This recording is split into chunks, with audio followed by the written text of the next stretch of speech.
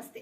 మీ doubt ఏంటి? సనాతన ధర్మం కదా. ఓకే, ఎందుకు అడుగుతున్నారో చెప్పిన, ఇది మనకి ఎండోమెంట్ లో పేపర్ 2లో 8th చాప్టర్లో ఉంది, అందుకనే అడుగుతున్నారు. ఓకే, సో నేను క్లారిటీ ఇస్తాను. సనాతన ధర్మం అనేది ఎప్పటికీ కూడా మారినటువంటి ధర్మం. పేరులోనే ఉంది చూడండి మనకి సనాతన. సనాతన అంటే ఏంటి?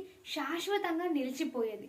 అండ్ ధర్మం అంటే ఏంటి? మన ధర్మం మనం న్యాయంగా ఉండడం, సత్యంగా మాట్లాడడం, మన యొక్క కర్తవ్యాన్ని మనం నిర్వర్తించడం, ఇది ధర్మం. ఓకే, సో సనాతన ధర్మం అంటే అర్థమైందా?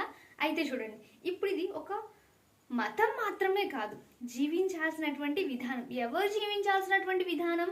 మనం అందరం కూడా జీవించాల్సినటువంటి విధానం.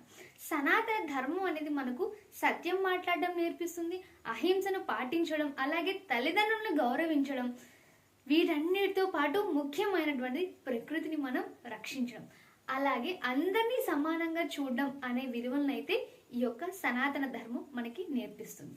అయితే ఈ ధర్మం ప్రకారం ప్రతి మనిషి కూడా తన యొక్క కర్తవ్యాన్ని సరిగ్గా పాటించాలి. ఏంటి మన కర్తవ్యాలు? ఫర్ ఎగ్జాంపుల్, రాజు ఏం చేయాలి? తన యొక్క రాజధర్మాన్ని తను పాటించాలి. ఒక స్టూడెంట్ ఉన్నాడు, తను ఏం చేయాలి? తన యొక్క విద్యా ధర్మాన్ని తను పాటించాలి. అండ్ ఒక తల్లిదండ్రులు ఉన్నారు, సో తల్లిదండ్రులు ఏం చేయాలి? తన యొక్క కుటుంబ ధర్మం, అలాగే వేదాలు, ఉపనిషత్తులు, భగవద్గీత, ఇవన్నీ కూడా సనాతన ధర్మానికి ఇవి మూలాలు. ఓకే, సనాతన ధర్మం ఒకే దేవుణ్ణి కాదు, అన్ని మతాలను కూడా గౌరవిస్తుంది. ఎవరైనా ఏ మార్గంలో అయినా భగవంతుని చేరేలా ఉంటే అది ధర్మమే అంటుంది. ఎలా చేరినా అది ధర్మమే. అందుకే సనాతన ధర్మం ఐక్యత, శాంతి, మానవత్వం, ఇవన్నీ కూడా సందేశాలు అనేవి ఇస్తుంది.